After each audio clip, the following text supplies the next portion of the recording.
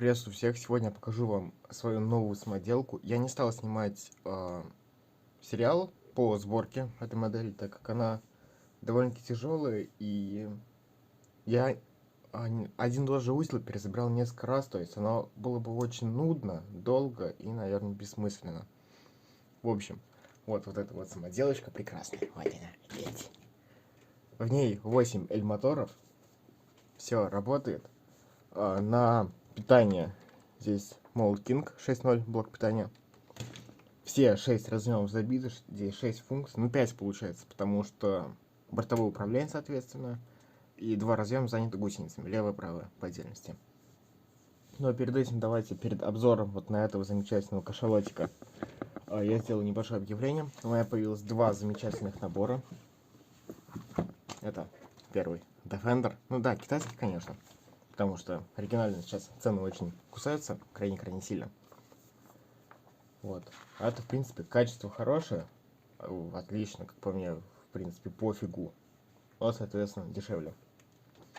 И второй Daytona, Ferrari Daytona. 2 прекрасных набора. У меня теперь стало примерно вдвое больше деталей, наверное. Как вы видите, у меня появилась еще новая кассетница. Вот. Старая желтенькая. Вот у меня 3 желтеньких теперь. Вот так вот оно выглядит все. Вот. Потом деталей у меня теперь много. Теперь я собираю почти все, что хочу. Разнообразие стало больше, больше возможностей, больше панелей. Как вы видите, здесь уже у меня используются новые панельки. Много причем. Цвет очень прикольный, дефендерский. Мне кажется, несмотря на то, что как бы здесь довольно-таки пестро все, ну как пестро, 3 цвета основных. Это черный, соответственно, шасси тоже, кстати, полностью все черное. Чуть-чуть красного и чуть зелененького. Конечно, я, наверное, могу сделать с красным борта, но это неинтересно. А вот так, мне кажется, прям прекрасно выглядит, очень нравится. Ну, давайте начнем с функций. Во-первых, это самая, наверное, моя тяжелая самоделка в плане времени постройки. Потому что если обычно 8-10 часов, у меня модель готова. Полностью с кузовом, совсем. Вот. А на это ушло, наверное, часов так 25, может быть. То есть, ну, крайне много. Все это почему? Потому что я... Ну, во-первых, я изучал новую деталь, потому что здесь использованы те же самые рамки и балки с поперечно чередующимися отверстиями, по-моему, так называется. Ну, короче, вот перевертыши вот эти новые. Вообще, очень прикольная штука. Потом попозже, может быть, отдельно закажу еще наборчик таких балок отдельно. Вот. Ну, во-первых, что по функциям? На каждую гусеницу по 2 L-мотора, то есть уже минус 4 L-ки. Всего здесь 8, по-моему, я говорил об этом. Здесь есть двухступенчатая коробка передач. Переключается она тоже L-мотором, как можно заметить, соответственно. Изначально была такая особенность. Здесь, во-первых, вот можно заметить мотор, и напротив еще один L-мотор, это на вот эту гусеницу получается. И тут стоит редуктор 12, 20, 16. Почему такой? Потому что по-другому эльки у меня не получалось расположить. Потом пришлось ставить такой редуктор. Сначала много хрустел он. Потому что... Вообще, как? Проще всего это было бы сделать... Вообще, изначально, самый простой вариант, это было просто взять уголок. Вот, самый обычный уголок 5×3. И вот ряд, 3 вала, соответственно, шестеренки все стянуты. Даже если уголок только с одной стороны, то все равно они уже никуда не разъедутся, они не будут хрустеть. Изначально здесь не было возможности поставить этот уголок. Соответственно, оно периодически прохрустывало. Это минус, большой минус. Я пересобирал этот узел, наверное, 3-4 раза. Причем на собранном шасси практически. У меня не было боковых гусениц, но вот серединка, тушка вся была собрана уже. Ну, потому что по-другому никак не проверить. А нет, получается, и гусянка уже была собрана. Я же проверял, как тестировал. Вот. Пониженная как-то еще ехала, на повышенной сразу не мог тронуться с места, он сразу прохрустывал. Но я, естественно, тестировал на линолеум, мне интересно было тестировать, я сразу ехал на ковер. Вот. Вот так вот получалось. В итоге, что я делал? Я несколько раз пересобирал этот узел, оно так и не хотело работать, оно все хрустело. Потом в какой-то момент я его как-то более-менее стянул, у меня стала прохрустывать коробка. Почему она стала хрустеть? Вот в этом месте, сейчас я покажу вам, вот в этом месте изначально вместо вот этих вот балок был еще ряд шестеренок на 16 зубьев. Для чего он нужен был? Он нужен был для переключения коробки, соответственно.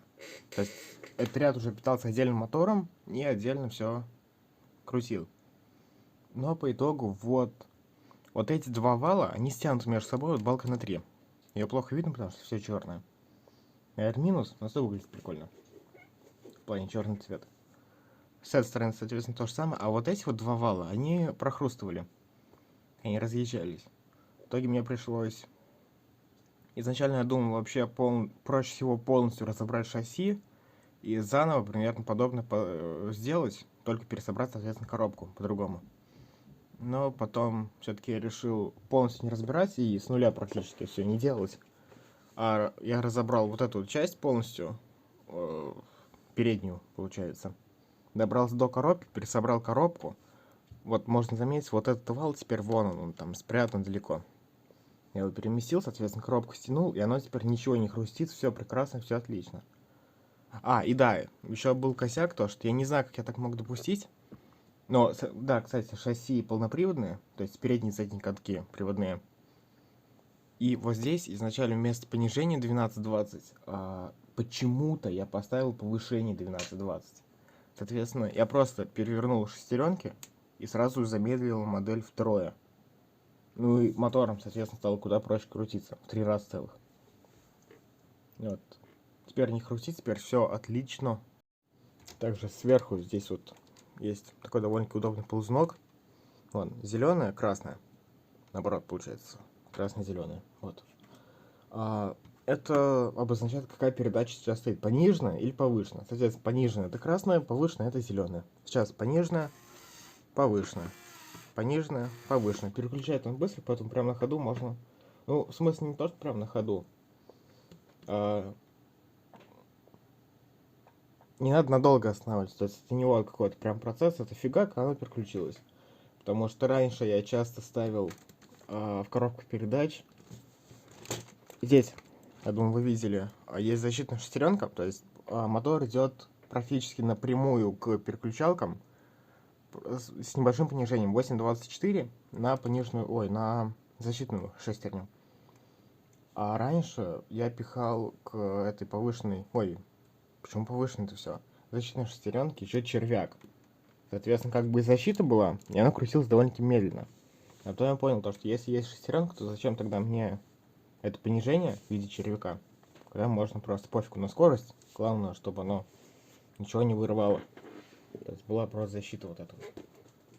И в принципе этого достаточно. Получается, мы разобрали, куда делись 5 моторов, осталось еще 3. Я думаю, все уже давно заметили то, что здесь есть сзади кран. Вот такой вот прекрасный краник. Он поднимается. Соответственно, на подъем один L-мотор и один актуатор большой. Это косяк, надо было ставить сюда лучше 2 актуатора. Потому что здесь еще есть лебедка. Вот. L-мотор актуатор, вон он, прям под актуатором видно, торчит. А лебедка сама, получается, и катушка, и L-мотор находятся в этом, вот здесь, под крышей. Сейчас я, наверное, сниму даже. Вот. Видите? Вон L-мотор и, соответственно, сама катушка. Катушка кривенькая какая-то.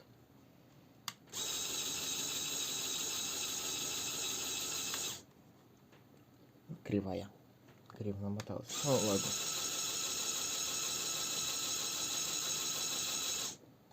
Мотор, получается, крутит лебедку с понижением 12-20. 12-20. Да, все. Не 24, просто 20 здесь. Ему этой мощности хватает. Модель может спокойно поднять свой вес. То есть, если просто за крючок куда-нибудь повесить, если просто модель за крючок куда-нибудь повесить, то она спокойно может поднять свой вес. То есть, она спокойно может подняться. Давайте я... Ой.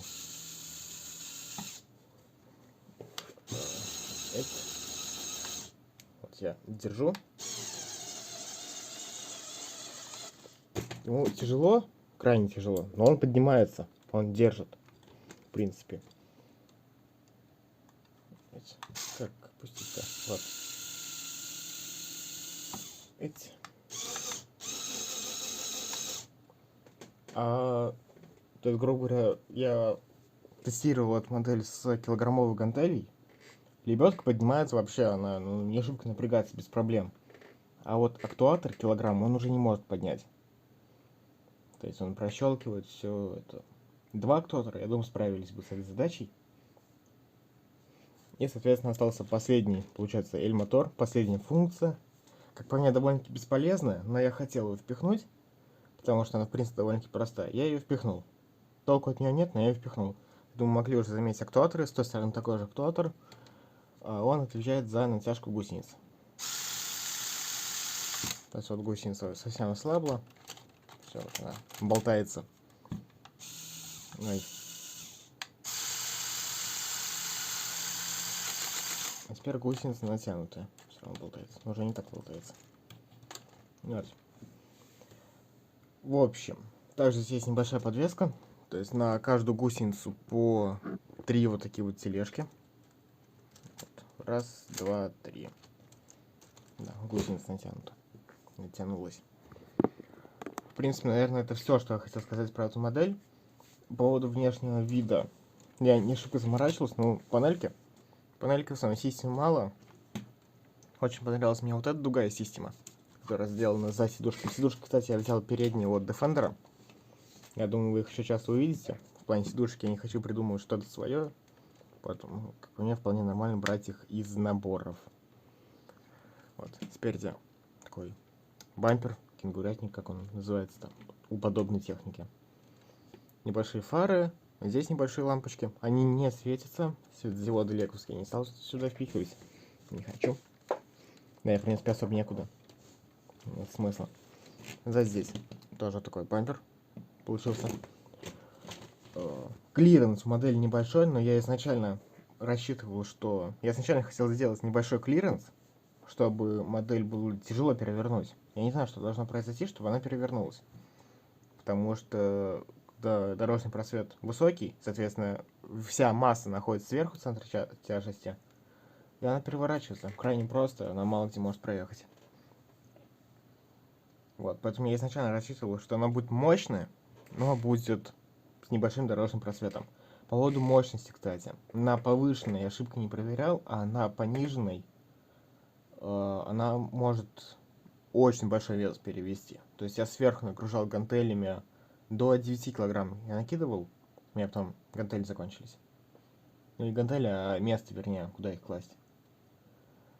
И 9 килограмм на пониженной все равно ехал, несмотря на то, что сама модель довольно-таки тяжелая, она весит 2,2 килограмма. Ну, в принципе, особо не чувствовалось. Конечно, поворачивать уже не сможет на том же самом ковре. Но прямо ехать вполне. В общем, наверное, на этом все. Сейчас вы увидите еще тест-драйв этой модели. Немножко покатаемся. И, в принципе, наверное, все. Всем пока. Подписывайтесь на мой канал, ставьте лайки, оставляйте комментарии, делитесь этим видео с друзьями. Всем пока. Пока-пока. Немножечко покатаемся по ковру. На пониженный он хорошо едет, хорошо поворачивает. На повышенный он не хочет... Ой, Котя пошла. Он не хочет поворачивать. Ему тяжело, ему это не нравится. Давайте сразу покажу. Вот. Вперед он хорошо едет. Назад тоже хорошо едет, но не поворачивает. Ему тяжело. А пониженная и вперед едет, и назад едет, и поворачивается, соответственно. Хорошо, без проблем. Теперь препятствие небольшое. Я под каждую гусеницу положил по колесу и пробуем проехать на повышенный. Он едет, но ему тяжело. А на пониженный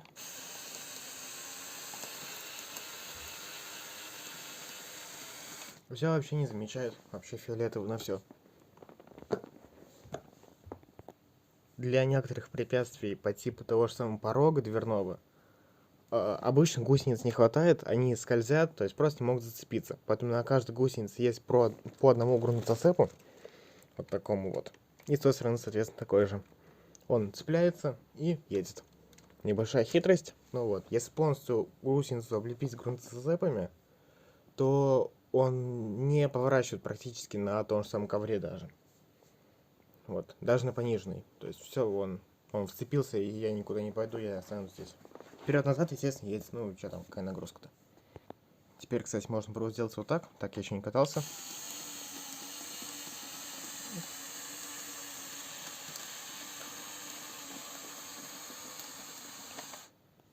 Ну, в принципе, ему пофигу. Вторая гусеница была пустая, а вот препятствие было только на этой гусенице.